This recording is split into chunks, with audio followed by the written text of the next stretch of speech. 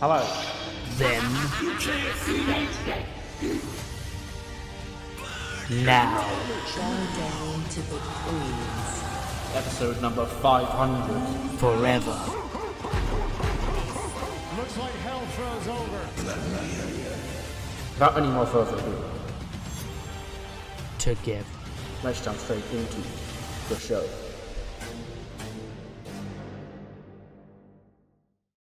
Well, hello there, and welcome to episode number 24 of the TEW9 Talent Run. We're finally here for SummerSlam Night 1 of 2024. It's Saturday, the 17th of August, 2024. And yeah, it's taken a lot longer to get here than I'd hoped, but here we are. This is Night 1, obviously Night 2 will be out hopefully tomorrow, whenever this is out. But yeah, our main event tonight, it is the final chapter, at least in this portion of the rivalry, the Queendom Law. Women's World Champion Dakota Kai defends in the main event against IYO SKY. We also have Queen of the Ring winner Nova Nebula facing off with Bayley for the WWE Women's Championship. We have Aleister Black challenging Adam Cole for the ECW Championship. Batista will be in action against Bronson Steiner. Seth Rollins battles Gunther. All kind of new Liberty Champion. We've got the Prime Street fight. Sami Zayn versus Neville. A whole lot of action here tonight. Yeah. And of course, big match John himself, John Cena, is the host of both nights, but tonight specifically because that's the night we're on right now. So yeah, without any more further ado, it's been long enough further ado as it is. Let's finally jump right into the show. Pre-show panel. We have our panel consisting of Jim Ross, Kayla Braxton, Mickie James, and Nigel McGuinness. They're going over the main matches that we've just discussed, including obviously our main event, IYO SKY and Dakota Kai for the Women's World Championship. Giving the backstory of how we got here, and then obviously everybody's giving their predictions. Nigel goes first. He's the heel commentator, so obviously he's healing it up, and he goes, IYO SKY is the best women's wrestler in this company right now. It's hard to bet against her, and she's going to be leaving tonight. Once again, Women's World Champion. Mickie James, she backs Dakota Kai. She says Dakota Kai is going to get the job done. It means so much more for her to keep it tonight than it does for IYO to win it back. And then JR, he's the difference maker, and I feel he'd lean IYO. She just feels more his speed. And yeah, and then get to the WWE Women's Championship match. Nigel goes Nova, the other two go Bayley, because Bayley's the favourite, I guess. Adam Cole, Aleister Black. Adam Cole picked by Nigel McGuinness. Aleister Black picked by JR and Kayla. And then Batista and Bronson Steiner. Everybody, we're not going to be stupid. Everybody picked Bronson Steiner to win that match. Like, even JR, who's like gassing Batista up, he's the animal, he's one of the greatest of his time, but, it's 2024, Bronson Steiner is the now. And yeah, we then cut to the ring for our first piece of action, which I settled on this being where I put the Cruiserweight title match. I could have easily put it on the main show, but I also thought, it being the very first match of this 2-night extravaganza would get the crowd all fired up. So, here we go, Cedric and Axiom for the Cruiserweight Championship. It's a 77. That's fine. I guess I said to be steal the show. And yeah, they tried, but apparently there wasn't enough psychology on display for the match tended to drift a little bit. But yeah, the Cruiserweight Classic himself, Cedric Alexander, he's been on a warpath recently to try and regain that championship from this new era of Cruiserweights. He wants to take it back to his era. He wants to once again prove he's the ace here. And he does do a good job of that in this match. Bringing back some of his signature offense on Axiom. But in the end, Axiom does pin him with the golden ratio in 17-25 to make defense number 7 of the Cruiserweight title. 86 for Axiom, 75 for Cedric. And yeah, Axiom does eke out a victory here, and he retains that Cruiserweight Championship. I'm sure in a somewhat surprising result. But, Cedric glares at him after the match. He's shouting at referees, he's getting all pissed off, so this is clearly far from over here, but at least for tonight, Axiom is still the Cruiserweight Champion of the world.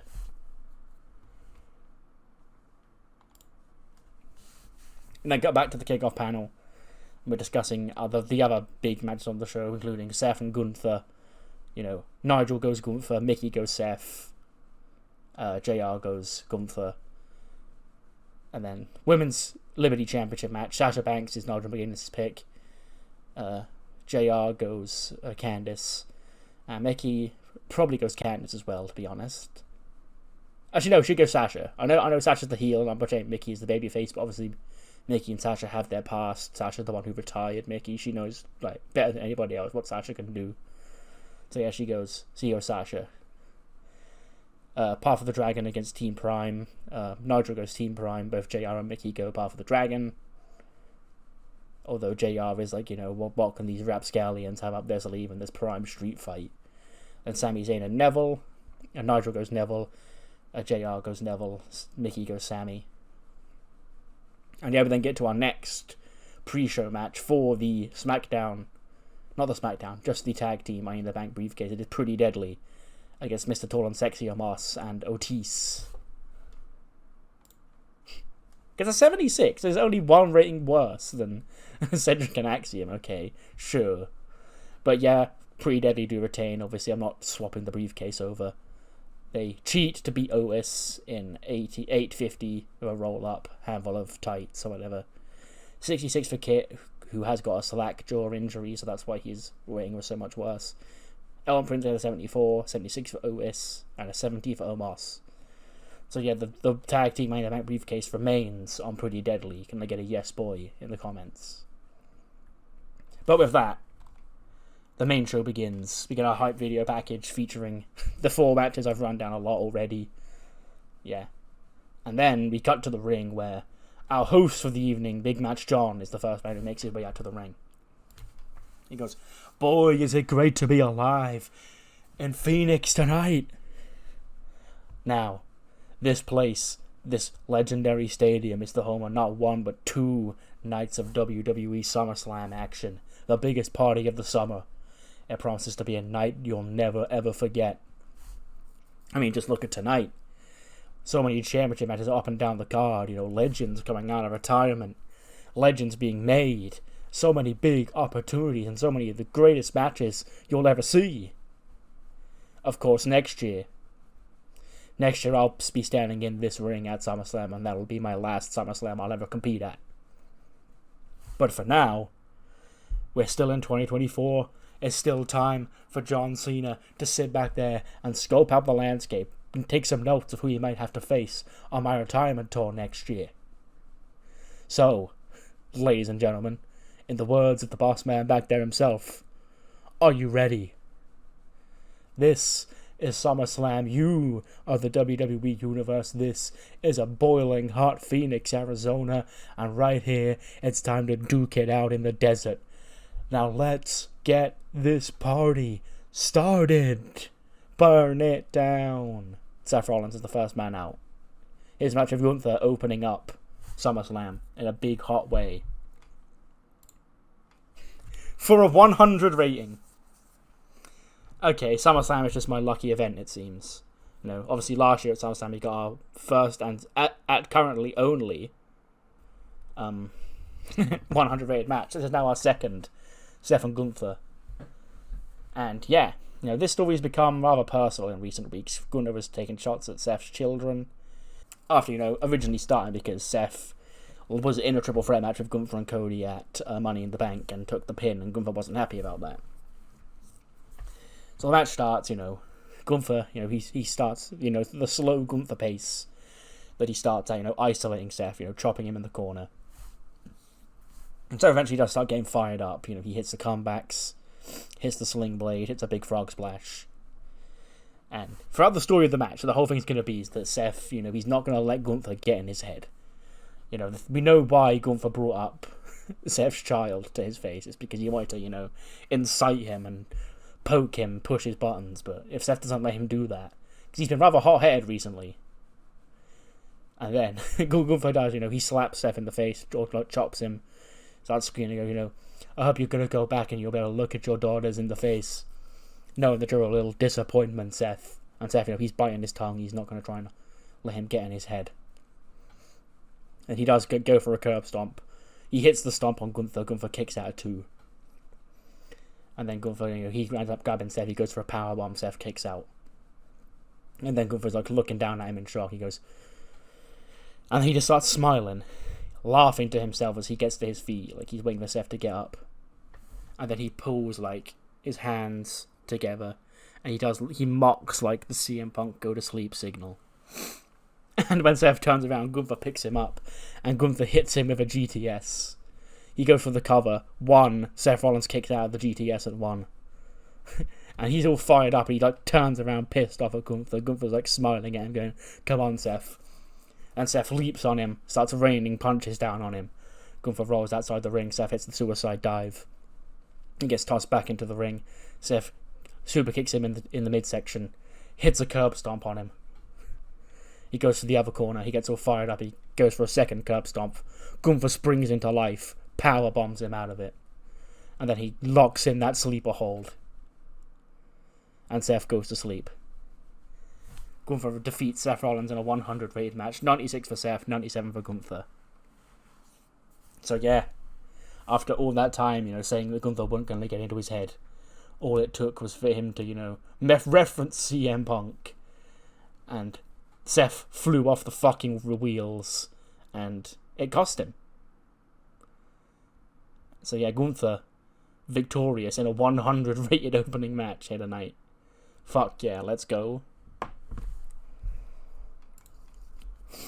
Then cut backstage. John Cena's rocking through the hallway when he's approached by Pretty Deadly. You go, "Hey, big match, John. Yeah, I hope you saw our match earlier once night. Impressive stuff, wasn't it?" Cena goes, "You are a decent little tag team. You got that tag team Money in the Bank briefcase for a reason. But you can't let that get to your head. You got to pick it up the perfect time and place to catch that in. And I'd know better. I lost my opportunity when I won Money in the Bank all those years ago." And Alan goes, yeah, whatever, John. Well, anyway, the reason why we did come up to you is because, you've been in quite a lot of movies recently. And I think I even saw you in Barbie. You were a merman in there, I believe. He goes, "Correct, I was." He goes, "So, how about you were in the biggest summer blockbuster last year? How about this year you take part in the next summer blockbuster, our summer blockbuster, Pretty Deadly, the musical? It's great, Vanessa Hudgens, she's going to be there." So he goes, "Oh, really? Okay, what about this briefcase? Because you can talk all you want about singing musicals, that's all well and good, I'm in no position to judge. But you're a tag team first and foremost. You got to succeed off your own back. You don't need to ride John Cena's coattails to be successful. You won that opportunity for a tag team championship match for a reason. You should sit back here, bide your time, and wait for the opportunity to come to you. You're going to go out there and make it for yourself. You just beat 2 giants, 2 monsters out there earlier on tonight. You already got your mind on musicals? Come on. You're better than that." And then he walks off, and they both just sort of scoff at him and go, "Okay, John Cena. We always liked Dwayne Johnson's acting better than yours anyway. Well, go ask him if he wants to be in the musical." Joman. They make their way down to the ring.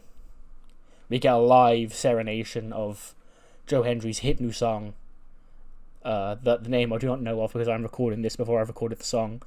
So I have no idea what it sounds like, but you guys do. And yeah.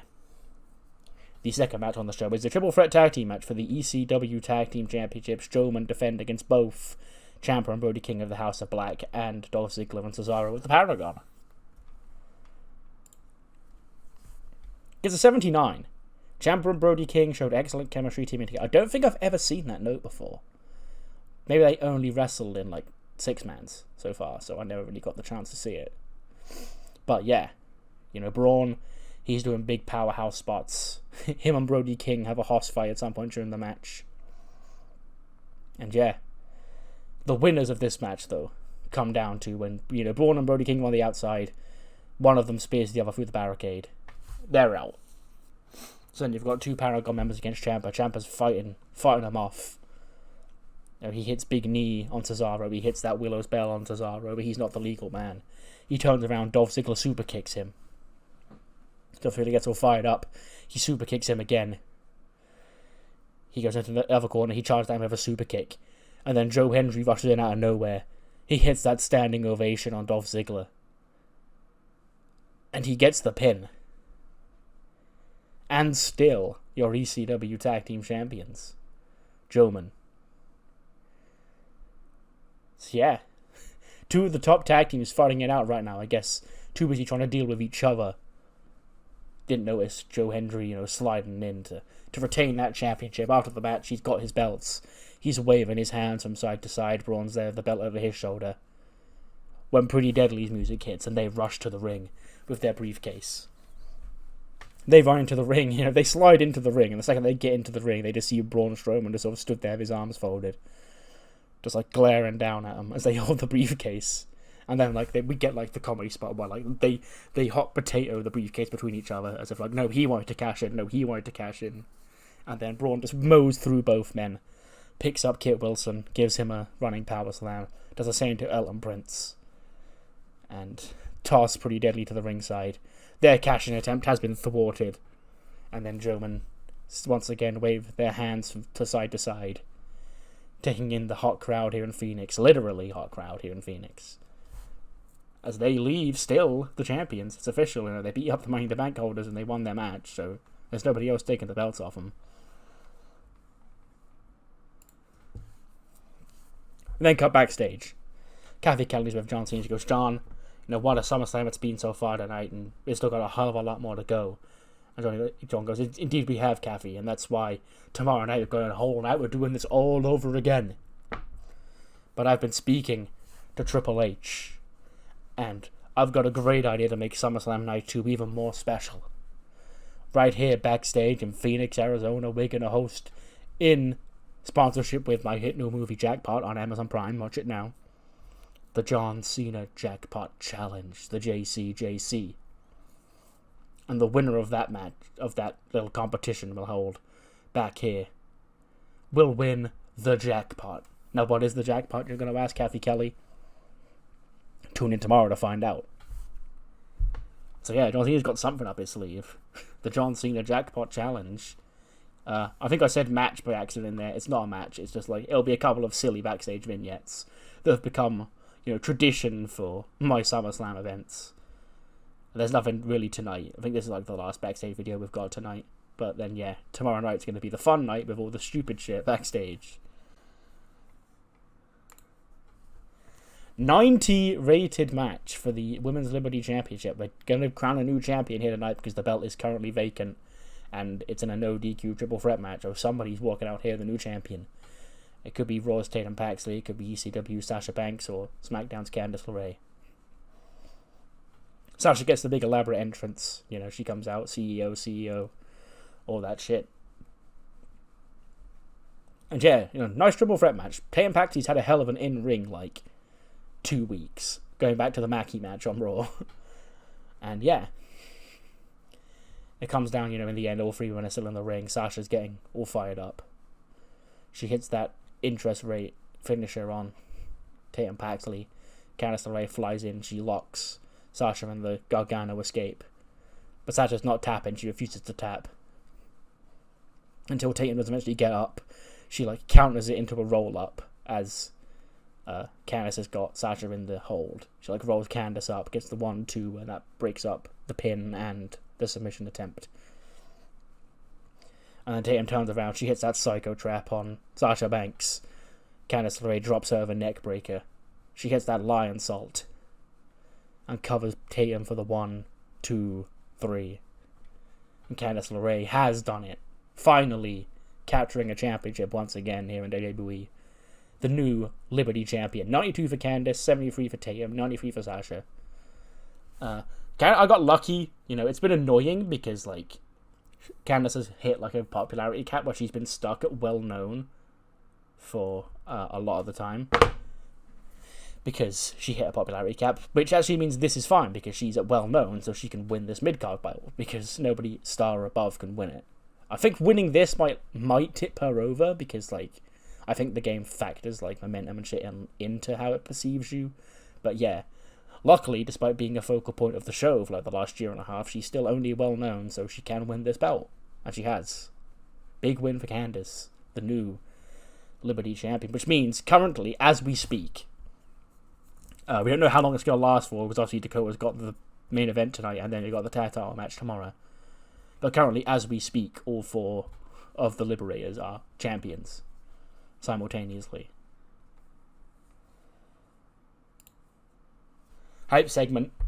Prime Street Fight is coming. They're stuck in the ringside with big bottles of Prime and other Prime related items. Prime branded kendo sticks, Prime branded steel chairs. And it's time for the Prime Street Fight. Path of the Dragon, Akira Tozawa and Humberto Carrillo are back, and they're challenging KSI and Logan Paul for these WWE Tag Team Championships. 79. Sure, I'll take that, considering, KSI is involved and there's a lot of interference in this match.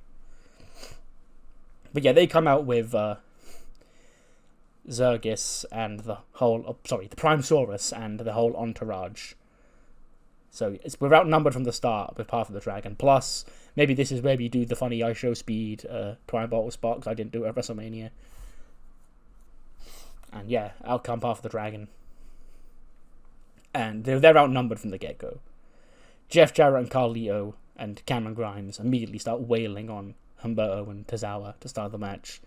And it is basically for like the first 5 minutes, the Prime guys just using the Prime related items. The big Prime bottle they have at ringside, they've got the Prime hydration station, and then there's like a big bottle of Prime there. I don't know if it's full, I imagine it's not, so we can use it as a weapon.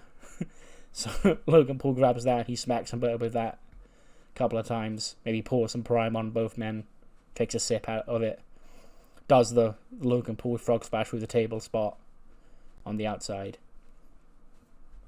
But in the end we do get to the outside, Tozawa and Humberto were down on the outside. Logan Paul, KSI, making a mockery of them.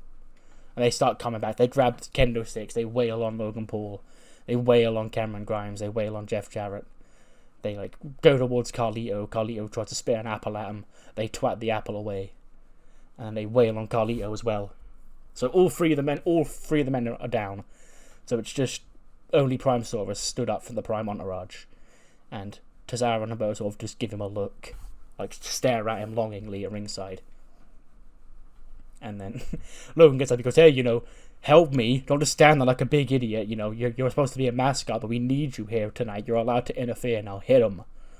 And as they go to leave and get back into the ring, Zergis does grab Humberto Carrillo, throws him into the barricade. And then KSI hits a big knockout punch on Akira Tozawa. Goes for the cover. He gets the 1, 2, and Tozawa kicks out. Crowd can't believe it. They thought for sure that was it. Logan gets back into the ring. KSI's holding Tozawa in place. Logan's delivering punches to his midsection. When Humberto does climb back into the ring, he clotheslines KSI down. Takes him down with some big move. And then he goes face to chest with Zergis. And then Logan Paul goes, end it now, finish him. He then grabs Humberto Carrillo by the throat for a chokeslam. And Logan Paul goes, yeah, send him to hell, send him to hell. And then he sort of glares across at Logan Paul as he's holding Humberto. He tosses Humberto to the floor. And he then rips off the Prime branded mask and the Prime branded ring gear. To a big pop. Logan Paul's looking on him in shock. What the fuck are you doing? You're supposed to be, this is your big career break and you're throwing it away. What? For these two losers? Huh? You're a disappointment. He goes to punch Zergis. Zergis catches his hand. He sends the hand back. He delivers the nastiest chokeslam you've ever seen in your life to Logan Paul. And then, up to the top, moonsault by Akira Tozawa. Moonsault by Humberto Carrillo. Senton by Akira Tozawa. Into the cover.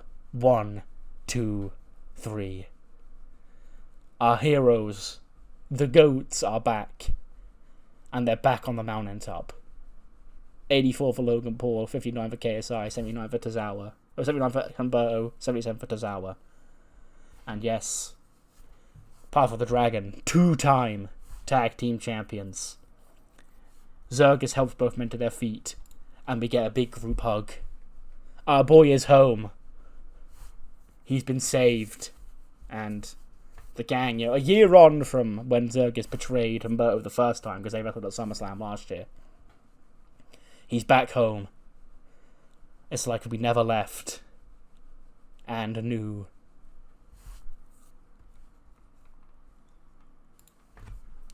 hype video. It's Nova versus Bayley. We recap Nova, her 2023 basically to start with, where she won the Elimination Chamber. She went to WrestleMania. She lost to Charlotte at WrestleMania. And then she won the chance to get a rematch at Charlotte for Money in the Bank last year. Then got pregnant, so had to step aside. Sasha Banks got that match and she won the belt. And she was bitter. She said, that should have been me. I should have won the championship last year. But, I was off, on maternity leave. And for some reason I'm now been lost in the shuffle despite, being a hero for what I do. And she's making up for lost time. And now she's looking to claim what should have been hers a long time ago. And she's looking to do it at the expense of Bayley. Elaborate Bayley entrance. Simmer by Paramore. I guess Hayley Williams, actually. She wanted to use that song at WrestleMania in real life, but she never got to. I know they used it for a video package. But, yeah, we can have her perform it live here because, if the reports are real and they're going to start using more licensed music soon, I would also like to do that, and I think that's cool. So I guess, I don't even know if she could use it full time, but at least for tonight. Maybe even a live performance. Bayley come to the ring, Simmer. For a 90 rated match, goes 14-22, Bayley and Nova, two very different generations here, the Horsewomen generation against the post-Horsewomen generation. Nova, she's wrestling rather aggressively. She's adapted her style since the last time we saw her, because obviously she's a heel now. And she's working over Bayley's legs so she can't stand, maybe arms so she can't hit that rose plant. And the limb work. We're trying to ball Randy Orton her up. But yeah, she does hit in the end. Her Big Bang Theory move. And Bayley kicks out of that. And Nova's getting frustrated. She rips the top off the turnbuckle. The referee's like, hey, what the fuck you doing?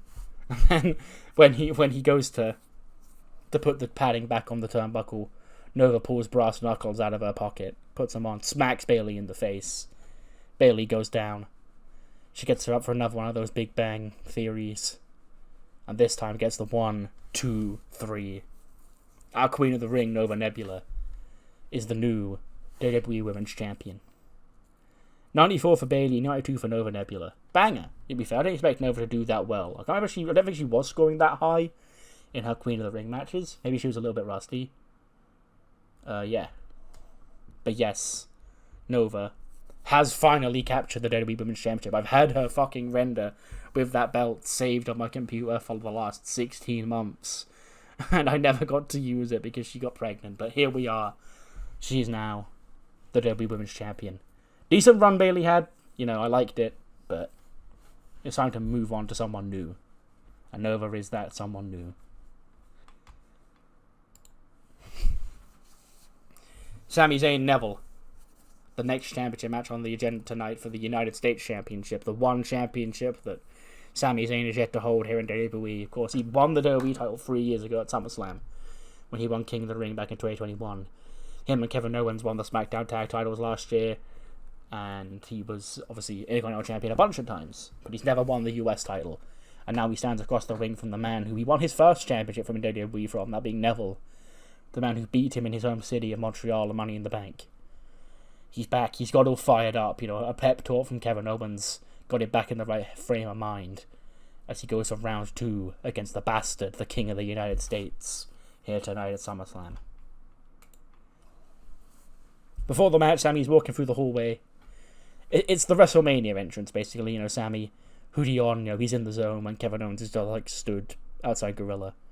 He fires him up again. He goes, when you got this, I remind them who the hell you are. They share a big hug. He's like, you got this, buddy. And then Kevin pats him on the back and sends him out. Sami's music hits. Big entrance. Can Sami finally capture that United States Championship from Neville? 93. Sure. Yeah. This is not a 100 like Sami and Gunther was, but we take it. Yeah, go 16-29, and, the story's obvious. Neville he considers himself the favourite here because he obviously beat Sami before in his hometown. So who cares how fired up Phoenix can be for him? Doesn't matter, because they're not going to be as fired up as Montreal were for him. Neville, though, he eventually does ground Sami down. He hits that red arrow on his back, and then locks in that Rings of Saturn on him. But Sami's refusing to quit. The same move that he passed out in back in Montreal. He's getting all fired up. He starts to like get to his feet with Neville still locked in on him. Like Neville's face looks in shock as Sami's fighting to his feet with Neville still on his back, and then Sami drops him down like a Samoan drop to break out of the hold. And then Neville, he flipped. I imagine there's a spot I want to do where like Sami goes for the haluva kick, but like as he charges towards him with his big boot, Neville ducks underneath it and does like a flip. Like I can picture it in my head. You know, the sort of flip that him and Ospreay do, where like he'll flip forward, but like his hands will be down the mat, and then he'll do a front flip and land on his feet. Like one of them to escape, like the one EO did at Mania against Bayley, basically. And Sami just turns around in shock at what has just happened there. Neville like plants Sami Zayn down with a poison rana. He goes up to the top to hit that black arrow. You know, he's getting all steady. When Sami springs to life, he leaps up to the top rope, and he hits that top rope brainbuster on Neville, which he sells like death, obviously. He backs into the opposite corner. Sami's getting all fired up. Haluva kick. And Sami Zayn has done it. We have a new United States champion. 80 for Sami, 93 for Neville. But yes, he's done it. Grand Slam Sami, you could say. Again, been Intercontinental Champion, been Tag Team Champion, WWE Champion, now United States Champion. Crowd's going wild. You know, Sami proved it. He could do it, and he's done it here tonight. And new. You know, he's holding the belt up high. He's celebrating. Pyro's going off. What a moment. What a man. Sami Zayn, Intercontinental Champion. No, United States Champion, even. Hype video. Queens versus Queens, the Royal Dynasty against Queendom. You know, we had a late change to this match last week when Cammy pulled Utami Hayashishita from action and replaced her with the newest Queendom member, Saya Kamatani. Nobody knows why, but yeah, you know, Utami's not wrestling tonight, but for some reason Cammy thought she was occupied tonight. But yes, Queendom versus Royal Dynasty, 3v3. Who's going to come out on top here? 90 rated match. Julia got a 92 and Charlotte got an 83 and Yoko got an 81. So I guess they carried it. Then Ariana got a 75, 67 for Ava, 54 for Saya. Wrestling rating got a 75 and the crowd rating got a 67, but somehow that got a 90.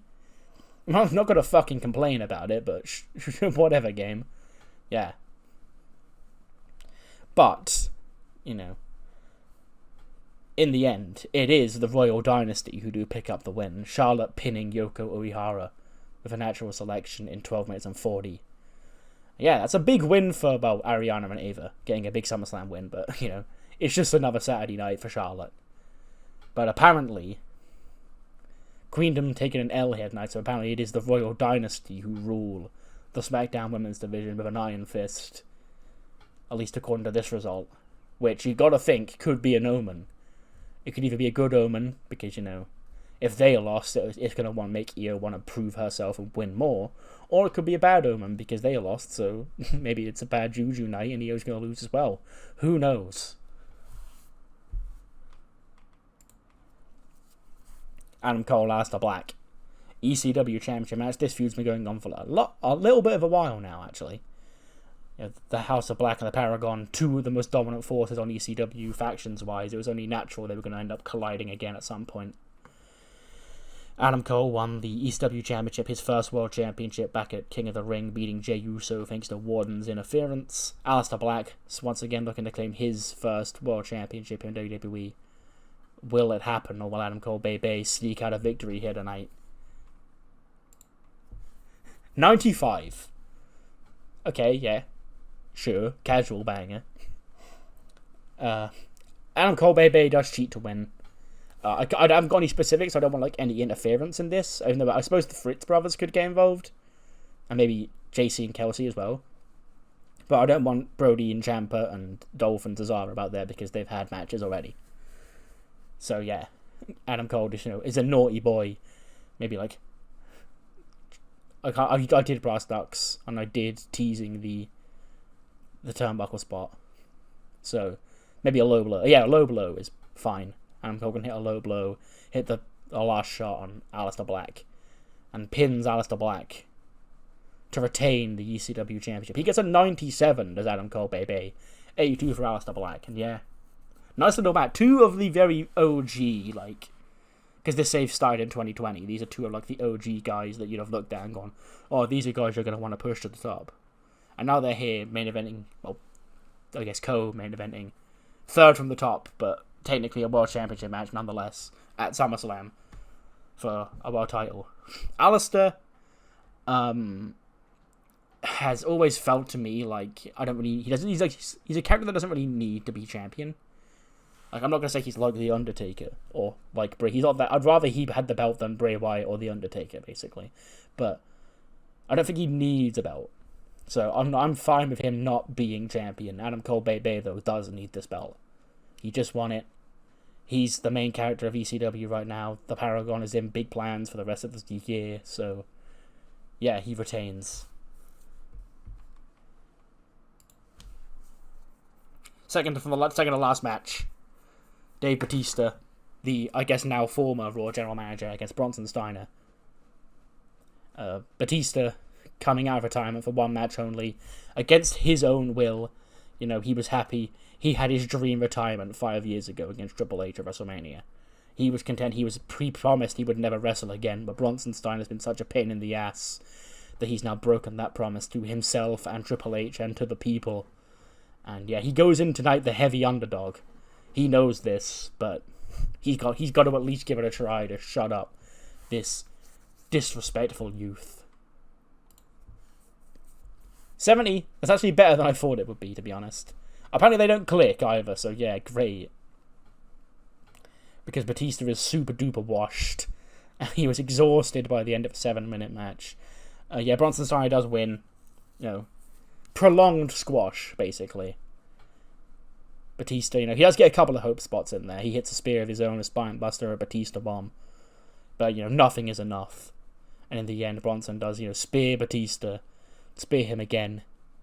He, grabs him, hits that power slam on him, and then just puts him out of his misery. Maybe just with one foot on the chest, standing tall. Batista gave it his all, but obviously his all in 2024 is not enough. And Bronson Steiner picks up a big win over the Animal. After the match, though, Batista does get to his feet. The fans are clapping him. It's fine. He's never going to get booked again. The fans clapping him. He's, waving at him. Because he never really got that moment. I don't think technically I believe he did. But nobody else at the time knew, it was his retirement match at Mania 35. If anything, I think the stipulation was if Triple H lost, he retired. But it ended up being Batista who did. But we're going to give him a nice actual send-off here. It's pretty obvious this is it for him. And yeah, he just waves goodbye to people. People get their chance to shake hands and hug with Batista. Thank him for everything he did as both the GM and for his whole career. His music's playing. And he takes a bow on the stage and just walks to the back.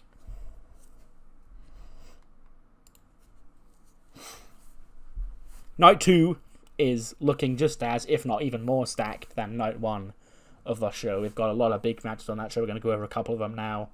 Obviously, our WWE Championship main event, CM Punk challenges Cody Rhodes for the championship. We have the King of the Ring winner, Xavier Woods, challenging Swerve Scott for the World Heavyweight Championship.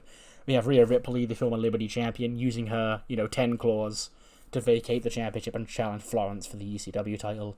Plus that big 7-on-7 elimination match, Team Heyman, Team Russo, with the winner's team, controlling ECW.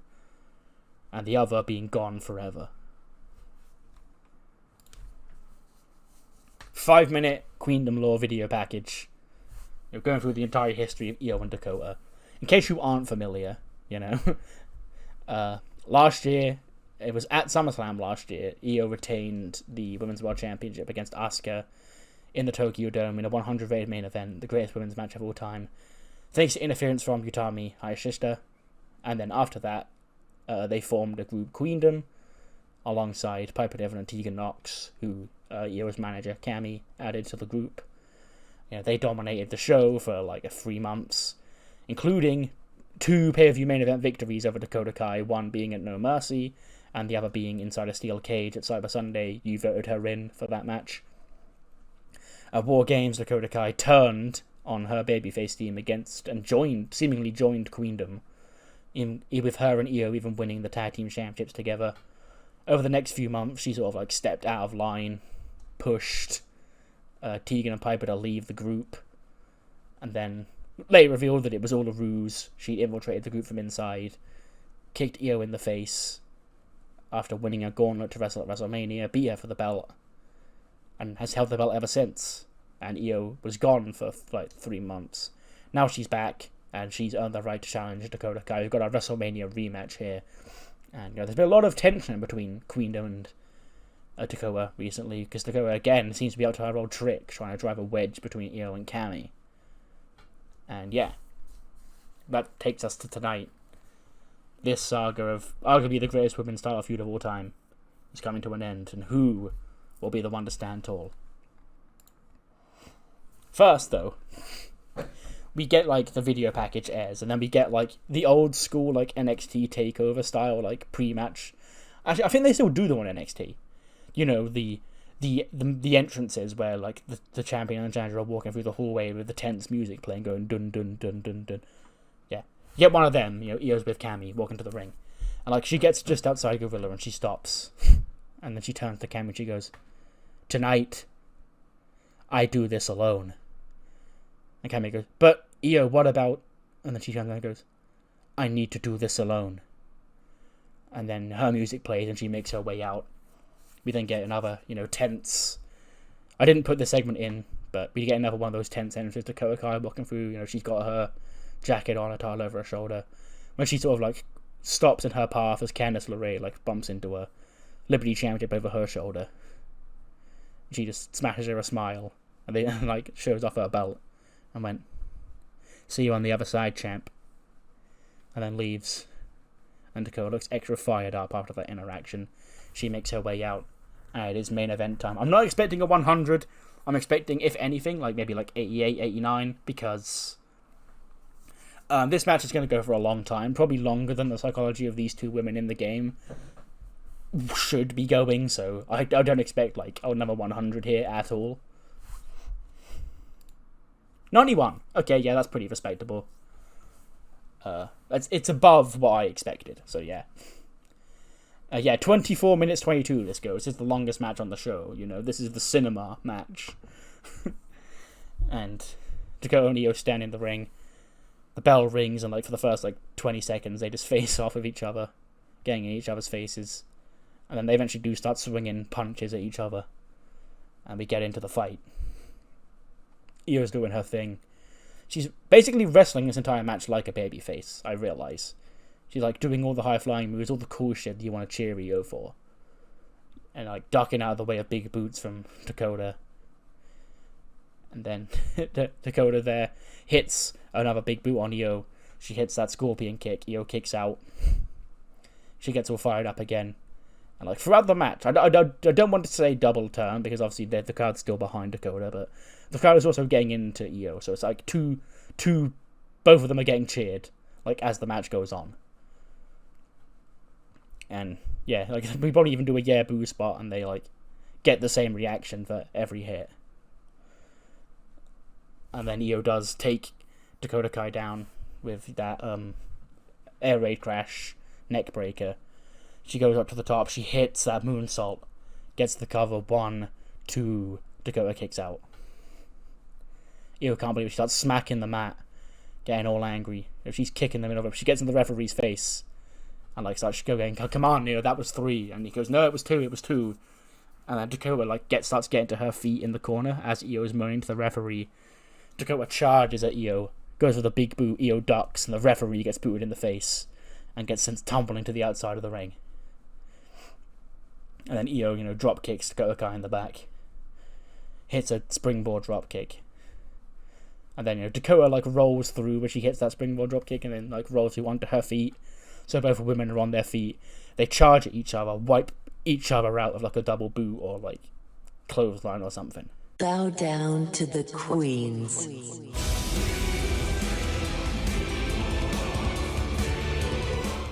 When the music of Utami Hayashishita hits, and her and Cammy walk out, they storm out to the ring.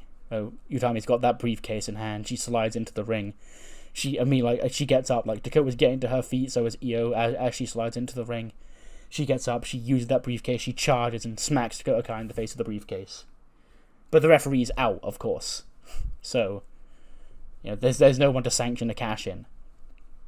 And then Cammy's like at ringside trying to get the ref up, going, "Hey referee, get up, you fucking idiot." When Io sort of like turns around and sees Utami swimming with a briefcase, and she sort of looks confused. Utami turns around and notices Io there, and they just get in each other's face, and she's like, "What are you doing?" He said, "I'm going to do this alone, okay, by myself." And then she like tries to wrestle the briefcase off Utami, and Utami's like holding firm, and they like have a little like fight over the briefcase. And then Dakota Kai does spring to life. She goes to boot again. Io again ducks out of the way. And she boots Utami in the face. The briefcase. She boots the briefcase. The briefcase hits her in the face. And she goes down. And then we're back to where we were. Io's up. She goes for a springboard dropkick. Dakota boots her out of the air as she flies in. Goes into the corner. Hits that running big boot. And then another one of those big scorpion kicks. As the referee does get to his feet. And he counts the pin. 1, 2, 3. And Dakota Kai retains the Women's World Championship. 79 for Dakota, 89 for Io. The crowd's clapping, because the two women have tried to kill each other. I imagine one of them even bleeds. Like maybe a busted nose or something. I know I can't script that because I'm not going to have them blade. But hopefully it happens at some point. After the match, Dakota's in the ring. She's got her championship. Candice does come out and they share a hug in the ring. They celebrate as the pyro goes off and the confetti comes down on Dakota. 2 champions. When Io gets to her feet in the corner as well. And Dakota's like, Candice like sort of like ushers her away. And her and Io go face to face. And Io like looks Dakota up and down. Looks at the championship. And Io sort of gives her a nod of approval as she leaves the ring. And you can see Candice LeRae in the background, sort of like, what the fuck, like, come on, it's Io. And then Utami's obviously at ringside as well, getting to her feet, and her and Io like sort of stand with Cammy. And Utami wants to go back in there, she's like, come on there, let me cash in. And then Cammy goes, no, it's ruined. There's no point. There's 2 of them in there. It's too late now. Let her have this moment. We need to rethink things. 87 closing segment. As Candice and Dakota, both champions, stand tall to close in night 1 of SummerSlam.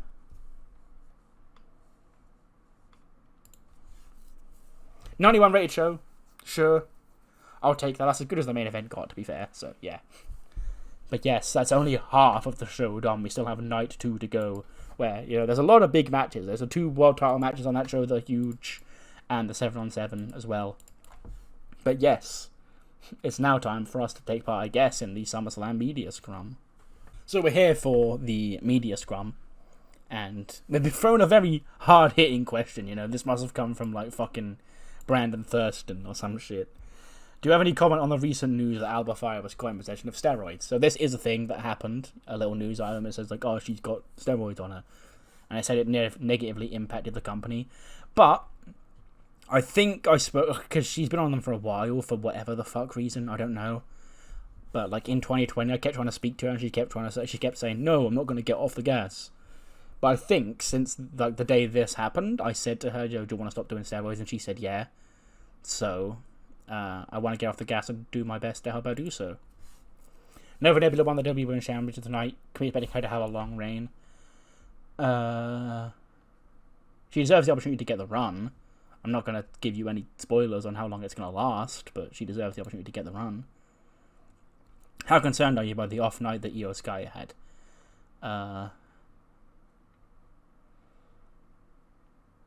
Give her a break. Fuck off. Keep my wife's name out of your fucking mouth. As Sami Zayn won the United States Championship tonight, does that mean he'll be getting behind him strongly over the coming weeks and months? I have a lot of faith in Sami, yeah. As part of the Dragon won the World Tag Team titles, this held a start of a strong push. I have a lot of faith in them as well, yes. Do you have any comments about the recent news that G Jones expecting a baby? Yeah, I thought she was expecting a baby like 3 months ago. So yeah, it is fucking news for me. I mean, it was a wrench thrown into my plans. Like, literally, yeah, but I'm happy for her, yeah. Sure. Media has been completed. Yes. And now, we've got to do that all over again tomorrow night. I'll see you then.